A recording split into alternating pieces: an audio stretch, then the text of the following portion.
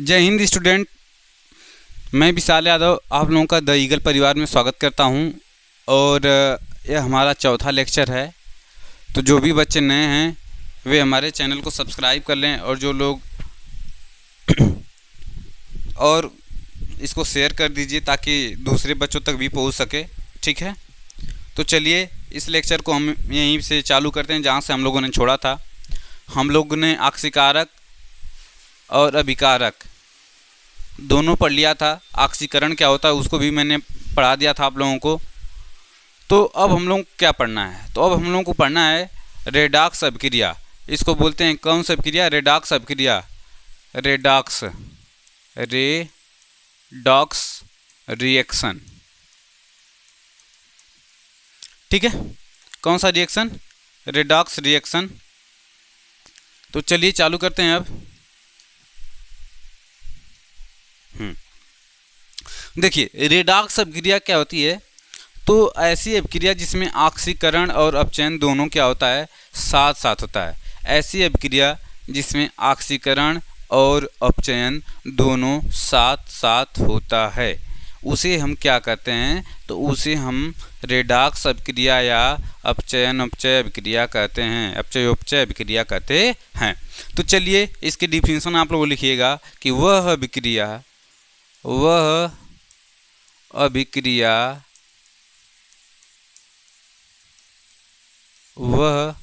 अभिक्रिया जिसमें ऑक्सीकरण और अपचयन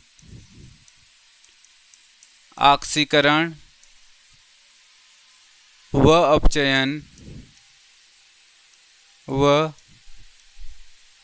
अपचयन दोनों एक साथ हो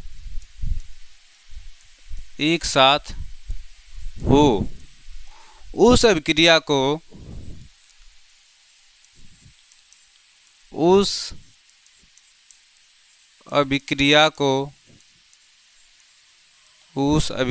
को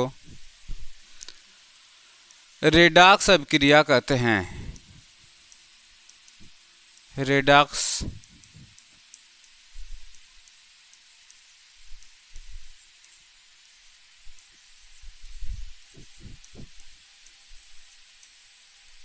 चलिए तो देखिए जो रेडॉक्स शब्द है, जिसे रिडक्शन मतलब होता है अपचयन, ऑक्सीडेशन मतलब होता है ऑक्सीकरण। तो रिडक्शन का जो रिडक्शन शब्द होता है रिडक्शन, ठीक है, और जो होता है क्या, ऑक्सीडेशन।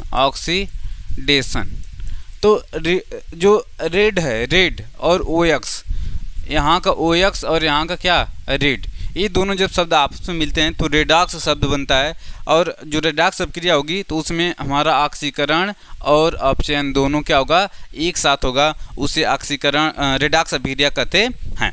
ठीक है स्टूडेंट, तो देखिए सारे स्टूडेंट ध्यान देंगे कि देखिए यहाँ पे जो कॉपर ऑक्साइड है, क्या है, कॉपर ऑक्साइड, यहाँ पे हम देखेंगे कॉपर ऑक्साइड है और यहाँ पे क्या है, हाइड्रोजन। तो अब देखेंगे कि यहाँ पे ऑक्सीजन है, क्या है, ऑक्सीजन, और यहाँ पे ऑक्सीजन नहीं है। तो अब यहाँ से ऑक्सीजन का निष्कासन हो रहा है, तो कॉपर ऑक्साइड से कॉपर का ऑक्सीजन का निष्कासन होगा, तो यह अभिक्रिया कौन सी होगी, अपचयन होगी। कौन सी होगी, अपचयन। अब हम देखेंगे कि जो हाइड्रोजन है, हाइड्रोजन में ऑक्सीजन का योग हो रहा है तो इधर जल बनेगा, क्या बनेगा, आपका जल बनेगा। तो हम बोलेंगे कि यहाँ पे क्या हो रहा है कि ऑक्सीजन का योग हो रहा है, तो यहाँ पे ऑक्सीकरण हो रहा है। क्या हो रहा है, ऑक्सीकरण हो रहा है। तो यहाँ पे हम बोलेंगे कि यह कौन सी अभिक्रिया होगी, तो यह रेडॉक्स अभिक्रिया होगी। कौन सी अभिक्रिया होगी, रेडॉक्स अभिक्रिया होगी। इस अभिक्रिया में देखिए ऑक्सीकरण और अपचयन दोनों साथ साथ होता है, तो हम बोलेंगे कि जिस अभिक्रिया में ऑक्सीकरण और अपचयन दोनों एक साथ एक ही समय पे घटित होता है उसे हम क्या कहते हैं, रेडॉक्स अभिक्रिया। चूँकि जो रेडॉक्स शब्द है तो वह अपचयन, ये क्या है, अपचयन, और इसको हम बोलते हैं हिंदी में ऑक्सीकरण। क्या बोलते हैं, ऑक्सीकरण। तो एक शब्द हमारा अपचयन है, एक शब्द क्या है, ऑक्सीकरण। तो अपचयन का रेड और ऑक्सीकरण का OX शब्द आपस में जब मिलता है तो हमारा रेडॉक्स शब्द बनता है। तो यह थी हमारी रेडॉक्स अभिक्रिया। इसको आप लोग एक बार क्या कर लेंगे, स्क्रीनशॉट कर लीजिए या तो नोट कर लीजिए। ठीक है, तो हम लोग आगे चलेंगे फिर।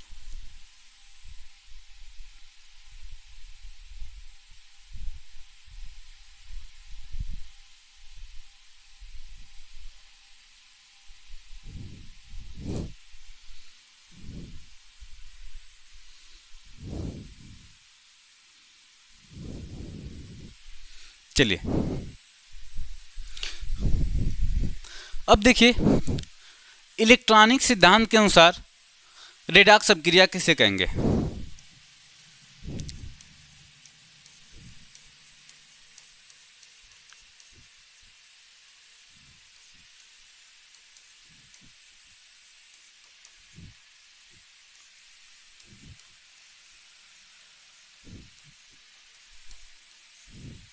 देखिए, जो इलेक्ट्रॉनिक सिद्धांत है, इलेक्ट्रॉनिक सिद्धांत के अनुसार जो रेडॉक्स अभिक्रिया होगी, कौन सी अभिक्रिया? रेडॉक्स अभिक्रिया। ध्यान सुनेगा। तो रेडॉक्स अभिक्रिया क्या होती है कि जहाँ पे, ठीक है, कोई अभिक्रिया जिसमें इलेक्ट्रॉन का निष्कासन हो, क्या हो? निष्कासन हो, निष्कासन तथा इलेक्ट्रॉन की प्राप्ति होती है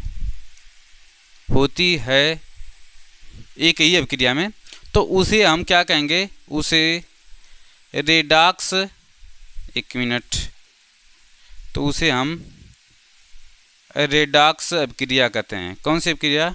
रेडॉक्स अभिक्रिया कहते हैं। उसे हम रेडॉक्स अभिक्रिया कहते हैं। क्या कहते हैं? रेडॉक्स अभिक्रिया कहते हैं। ठीक है, तो देखिए, इलेक्ट्रॉनिक सिद्धांत के अनुसार इलेक्ट्रॉन का निष्कासन और इलेक्ट्रॉन की प्राप्ति जब एक ही अभिक्रिया में एक ही साथ हो तो उसे हम कौन सी अभिक्रिया कहेंगे? रेडॉक्स अभिक्रिया। जैसे देखिए, मैंने डेनियल सेल के लिए एक मैंने इक्वेशन लिखा हुआ है, जिंक है और कॉपर सल्फेट है। तो देखिए, जिंक पे यहाँ पे कितना आवेश है? तो 0 आवेश है, मगर यहाँ पे हम देखेंगे कि जिंक पे कितना आवेश है? तो 2+ आवेश है। ठीक है, तो वही चीज़ देखिए, एनोड पे जिंक है तो जिंक से क्या बन जाता है? Zn2+ बन जाता है। और यहाँ पे कॉपर पे कितना आवेश है? 2 आवेश है। देखिए, कॉपर पे कितना आवेश होता है? 2, और सल्फेट पे -2 होता है। यहाँ पे भी -2 है, यहाँ पे कॉपर पे कितना है? 0। तो देखिए, जो एनोड होता है, एनोड पे जो अभिक्रिया होती है, जिंक से Zn2+ बन जाता है और कॉपर 2+ से क्या बन जाएगा हमारा? कॉपर 0। तो यहाँ पे देखेंगे कि 2 इलेक्ट्रॉनों का निष्कासन हो रहा है। क्या हो रहा है? 2 इलेक्ट्रॉन का निष्कासन। क्या हो रहा है? निष्कासन हो रहा है। और यहाँ पे देखेंगे कि 2 इलेक्ट्रॉनों की प्राप्ति हो रही है। क्या हो रही है? प्राप्ति हो रही है। तो जब दोनों में एक इलेक्ट्रॉनों की प्राप्ति भी हो रही है और निष्कासन भी हो रहा है, तो इनको देखिए, हम अगर यहाँ पे नोट करें ऐसे कि Zn से Zn2+ और कॉपर 2+ से Cu, तो जब जोड़ेंगे तो हमारा रेडॉक्स अभिक्रिया बनेगी। कौन सी अभिक्रिया बनेगी? रेडॉक्स अभिक्रिया बनेगी। देखिए, इसमें हमारा होगा zinc plus copper 2+ gives that Zn2+ plus Cu। यहाँ पे कितना आवेश था? 0 था। यहाँ पे कितना हो गया? 2+। इलेक्ट्रॉन का क्या हो रहा है? निष्कासन मतलब ऑक्सीकरण। क्या? ऑक्सीकरण। अब यहाँ पे हम लोग देखेंगे कॉपर से क्या हो गया? 2 इलेक्ट्रॉनों की प्राप्ति हो रही है, तो यहाँ पे क्या होगा? अपचयन होगा। क्या होगा? अपचयन। तो जो यह अभिक्रिया है, यह हमारा क्या है? रेडॉक्स अभिक्रिया होगी। कौन सी अभिक्रिया होगी? रेडॉक्स अभिक्रिया। ठीक है, कौन सी अभिक्रिया होगी? रेडॉक्स अभिक्रिया। इसमें मैं एक बार फिर से बताऊं, यहाँ पे जिंक पे 0 आवेश था, कॉपर पे 2+ होता है, सल्फेट पे 2- होता है। तो यहाँ से हमारा जाएगा क्या? यहाँ पे जिंक पे 2+ है, सल्फेट पे -2 और कॉपर पे कितना है? 0। तो देखिए, एनोड पे जो अभिक्रिया होगी, यहाँ पे 0 आवेश था, इधर कितना हो गया? 2 इलेक्ट्रॉन, मतलब 2 इलेक्ट्रॉन का निष्कासन हो रहा है, तो यहाँ पे ऑक्सीकरण हो गया। यहाँ पे देखिए, कॉपर पे 2+ है, जब 2 इलेक्ट्रॉन लेगा तो वो आवेश भी क्या हो जाएगा? 0 हो जाएगा, अर्थात इलेक्ट्रॉन की प्राप्ति हो रही है। तो जब इनको जोड़ा जाएगा तो हमारा रेडॉक्स अभिक्रिया, मतलब दोनों एक ही साथ होगा। ठीक है, रेडॉक्स रिएक्शन मैंने लिखा हुआ है कि जिसमें इलेक्ट्रॉन का निष्कासन और इलेक्ट्रॉन की प्राप्ति दोनों एक ही साथ होती है, उसे हम कहते हैं रेडॉक्स अभिक्रिया। ठीक है, यह डेनियल सेल का एक एग्जाम्पल था, मैंने इसको बता दिया। और दूसरा एग्जाम्पल हमारा देखिए क्या है कि यहाँ पे देखेंगे HgCl2। ठीक है, HgCl2। तो यहाँ पे देखेंगे हम लोग एनोड पे देखेंगे और क्या देखेंगे? कैथोड पर देखेंगे। ठीक है, अब देखिए एनोड और कैथोड पे, तो यहाँ पे देख लेते हैं Hg क्या था? हमारा Cl2 था। तो HgCl2 से क्या हो गया हमारा? इधर जाके Hg पे कितना प्लस है यहाँ पे? तो यहाँ पे Hg पे 2+ होता है। कितना प्लस होता है? 2, क्योंकि 2 ऋणायन जुड़ा हुआ है, 2 क्लोरीन है, 2 ऋणायन, तो यहाँ पे कितना प्लस होगा? 2। तो यहाँ पे हम लोग लिख सकते हैं, एक मिनट, तो यहाँ पे हम लोग लिख सकते हैं कि Hg2+ से इधर जाके कितना हो गया? तो Hg प्लस होगा। क्यों? यहाँ पे देखिए 2 क्लोरीन है, 2 Hg है, तो यहाँ पे 1 प्लस 1 माइनस होगा।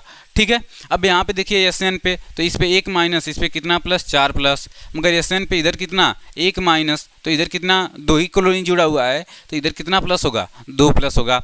तो आप लोगों को बस देखना है कि यहाँ पे अगर मैं कहूँ SN, यहाँ पे कितना प्लस था, 2 प्लस था, और इधर कितना प्लस हो गया, 4 प्लस हो गया। कितना प्लस हो गया, 4। तो यहाँ पे हम लोग देखेंगे कि जो SN है, इलेक्ट्रॉन का निष्कासन हो रहा है। कितने इलेक्ट्रॉन का निष्कासन हो रहा है, 2 इलेक्ट्रॉन का निष्कासन हो रहा है। निष्कासन क्या होगा, निष्कासन। तो यह कौन सी अभिक्रिया होगी, तो यह हमारी होगी ऑक्सीकरण। कौन सी अभिक्रिया, ऑक्सीकरण अभिक्रिया होगी। और यहाँ पे Hg क्या कर रहा है कि एक इलेक्ट्रॉन की प्राप्ति कर रहा है। क्या कर रहा है, प्राप्ति कर रहा है। तो 2 प्लस था, 2 आवेश था, एक और इलेक्ट्रॉन आके उसको मिल गया, तो एक आवेश क्या हो जाएगा, कम। तो यहाँ पे Hg पे कितना प्लस आया है, 1 प्लस आया है। तो यह अभिक्रिया हमारी कौन सी हो जाएगी, अपचयन। कौन सी, अपचयन। फिर हम दोनों को जब जोड़ देंगे, तो जैसे ही हम लोग जोड़ते हैं तो हमको एक नया रिएक्शन मिलेगा। देखिए नया रिएक्शन क्या मिलेगा, यहाँ पे हम लोग लिखेंगे रेडॉक्स। कौन सा अभिक्रिया, रेडॉक्स अभिक्रिया।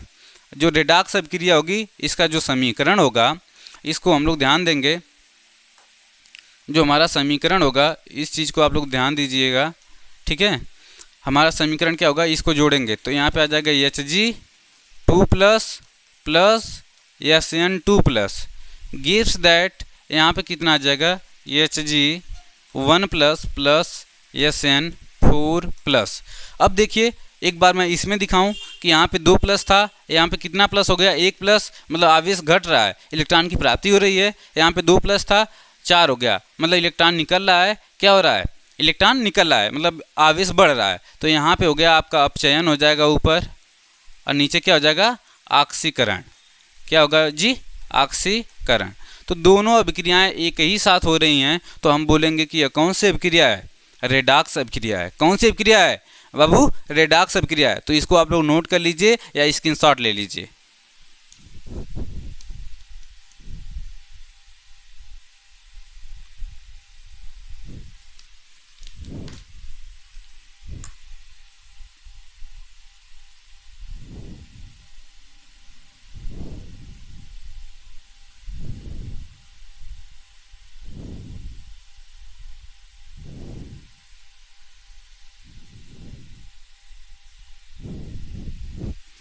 चलिए हम लोग आगे चलते हैं। अब हम लोगों को पढ़ना है कौन सी, एक्सोथर्मिक रिएक्शन, ऊष्माक्षेपी अभिक्रिया।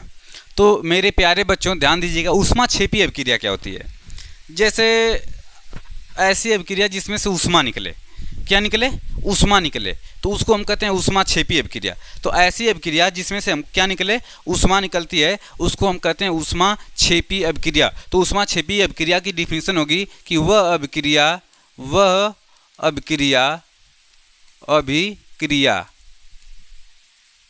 जिसके फलस्वरूप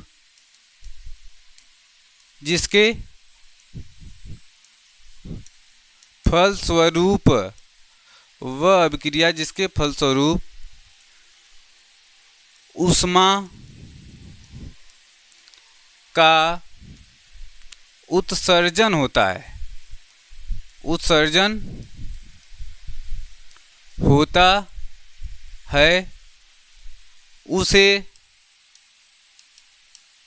उसे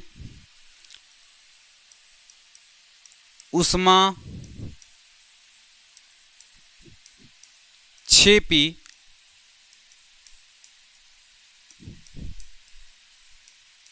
अभिक्रिया कहते हैं। देखो जैसा कि मैंने आप लोगों के सामने एक एग्जाम्पल लिखा है, यहाँ पे क्या है, मेथेन गैस है। इसका मेथेन का सूत्र होता है CH4। मेथेन को जब हम ऑक्सीजन के साथ, यह ऑक्सीजन है, ऑक्सीजन की उपस्थिति में जब हम लोग जलाते हैं तो हमको क्या क्या प्राप्त होता है। तो देखिए CH4 मेथेन है, मेथेन को जब हम जलाएंगे तो हमको कार्बन डाइऑक्साइड जो कि गैस के रूप में मिलेगा, और लिक्विड के रूप में H2O मिलेगा, और साथ में ऊष्मा प्राप्त होती है।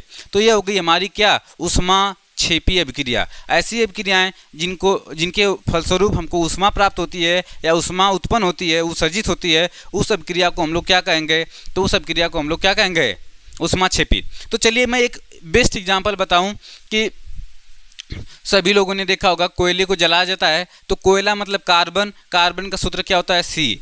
जब इसको जलाते हैं तो उसके लिए ऑक्सीजन की आवश्यकता होती है। किसकी आवश्यकता होती है? ऑक्सीजन की। तो कार्बन और ऑक्सीजन जब जलेगा, मतलब कोयला को जब हम जलाएंगे तो हमको क्या मिलेगा? CO2 कार्बन डाइऑक्साइड मिलेगा और साथ में क्या मिलेगा? ऊष्मा मिलेगी। क्या मिलेगी? ऊष्मा। कार्बन डाइऑक्साइड धुआं के रूप में निकलता है, ठीक है। किसके रूप में निकलता है? धुआं के रूप में, ठीक है ना, धुआं के रूप में निकलता है। तो और हमको साथ में क्या प्राप्त होता है? ऊष्मा प्राप्त होती है। तो यह जो अभिक्रियाएं हैं यह सब ऊष्माक्षेपी अभिक्रियाएं हैं।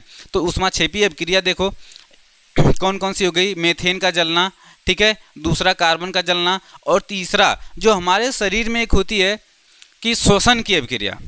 श्वसन वाली अभिक्रिया भी क्या होती है? ऊष्माक्षेपी ही अभिक्रिया होती है। इसमें देखिए थोड़ा सा हम लोग आगे चलते हैं, इसमें देखेंगे कि श्वसन एक ऊष्माक्षेपी अभिक्रिया है। श्वसन कैसी अभिक्रिया है? तो श्वसन एक ऊष्माक्षेपी अभिक्रिया है। क्यों ऊष्माक्षेपी अभिक्रिया होती है?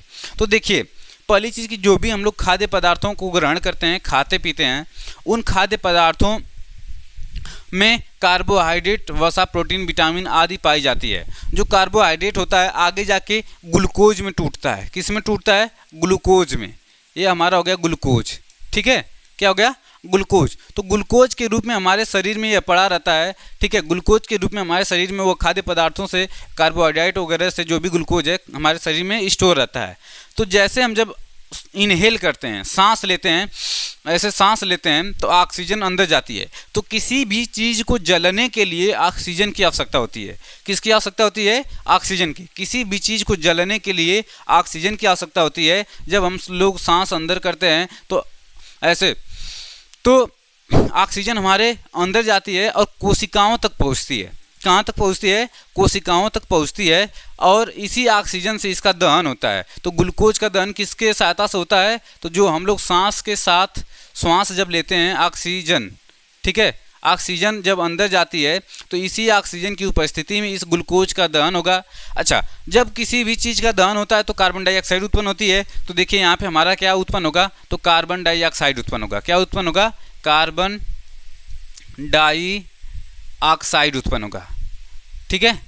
कार्बन डाइऑक्साइड उत्पन्न होता है। कार्बन डाइऑक्साइड के साथ और क्या उत्पन्न होगा? तो हमारा जल उत्पन्न होता है। क्या उत्पन्न होता है? जल। तो ध्यान दीजिएगा, ग्लूकोज को जब हम लोग जलाएंगे ऑक्सीजन की सहायता से, मतलब कि जब हम लोग सांस लेते हैं, ग्लूकोज शरीर में हमारे स्टोर है, जैसे ही हम अंदर इनहेल करते हैं, सांस अंदर करते हैं, तो ऑक्सीजन फेफड़ों से होता हुआ हमारे कोशिकाओं तक पहुंचता है। कहाँ तक पहुंचता है? कोशिकाओं तक पहुंचता है। और वही कोशिकाओं तक पहुंचने के बाद क्या करता है कि जब उसका ज्वलन, मतलब ग्लूकोज का जलन होता है, दहन होता है, तो कार्बन डाइऑक्साइड, जल और हमको क्या प्राप्त होती है? ऊर्जा। तो इसीलिए हमारे शरीर को ऊर्जा प्राप्त होती है। जैसा कि आप लोगों को पता भी होगा कि जब हम लोग दौड़ते हैं तो हमारी शरीर गर्म हो जाती है। क्या हो जाती है? गर्म। तो ऐसा क्यों होता है? तो क्योंकि जब हम लोग दौड़ते हैं तो सांस तेज़ी से लेते हैं। कैसे लेते हैं? तेज़ी से लेते हैं। जब सांस तेज़ी से लेते हैं तो उस समय क्या होता है कि ऑक्सीजन हमारे नाक के थ्रू अंदर जाता है और जितनी तेज़ी से जलते हैं तो उतना ज़्यादा जल्दी जल्दी सांस लेते हैं, उतना जल्दी जल्दी ऑक्सीजन हमारे शरीर तक पहुंचता है। और जब शरीर तक ऑक्सीजन पहुंचता है तो उतना ही ज़्यादा दहन होता है और हमारे शरीर में उतना ज़्यादा ऊष्मा उत्पन्न होती है। और वही ऊष्मा क्षय भी होती है। कुछ ऊष्मा तो क्षय भी हो जाती है। हमारा बॉडी टेम्परेचर इतना ज़्यादा बढ़ जाता है। तो देखिए कहीं ना कहीं श्वसन क्या है कि एक ऊष्माक्षेपी अभिक्रिया है। श्वसन कैसी अभिक्रिया है? तो श्वसन एक ऊष्माक्षेपी अभिक्रिया है। अब हम लोग चलते हैं आगे। ऊष्माक्षेपी, 1 मिनट, अच्छा इसको आप लोग नोट कर लीजिए, ठीक है, स्क्रीनशॉट ले लीजिए, फिर हम लोग आगे चलेंगे।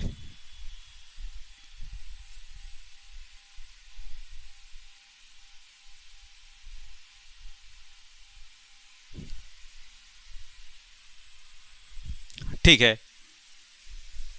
चलिए एक चीज मैं और बताना चाहूंगा कि जो ऊष्माक्षेपी अभिक्रिया का एक और उदाहरण है, ऊष्माक्षेपी अभिक्रिया का, क्षेपी का उदाहरण।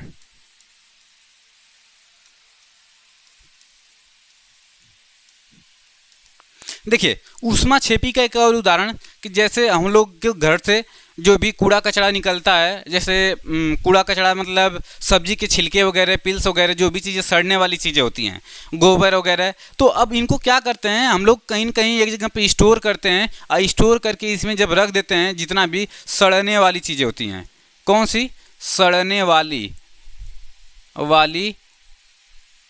चीज़ें, तो जब सड़ने वाली चीज़ों को हम लोग स्टोर करके कहीं पे रखते हैं तो ये बच मतलब कुछ टाइम के बाद उसमें से ऊष्मा के साथ साथ गैस भी निकलती है। तो देखिए जब कोई भी इसको हम बोल सकते हैं हरी पत्तेदार या छिलका, इनका जब अपघटन होता है, अपघटन मतलब डिकम्पोजिशन होता है, तो यह अभी डिकम्पोजिशन मतलब पौधों की पत्तियां वगैरह सड़ रही हैं, जो भी चीज़ें सड़ रही हैं, तो इनका जो डिकम्पोजिशन होगा वह अभी उसमें भी ऊष्मा उत्पन्न होती है। कौन सी ऊष्मा उत्पन्न होती है, मतलब उसमें भी क्या होती है, ऊष्मा उत्पन्न होती है। तो ये अभी क्या है, एक प्रकार से ऊष्माक्षेपीय अभिक्रिया है। अब हम लोगों को नेक्स्ट चलना है ऊष्माशोषी अभिक्रिया पे। तो देखिए ऊष्माशोषी अभिक्रिया की डिफिनीशन क्या होती है, तो सबसे पहले कि वह अभिक्रिया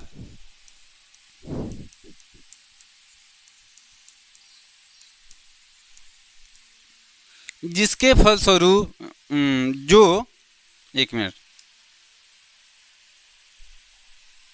जो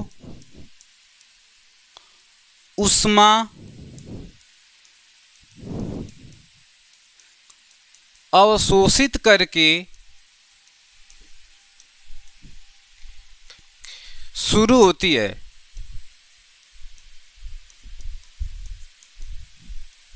या जिसके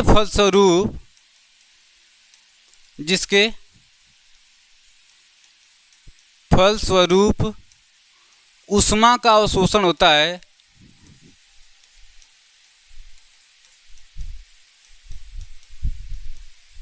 ऊष्मा का अवशोषण होता है, उसे ऊष्माशोषी अभिक्रिया कहते हैं।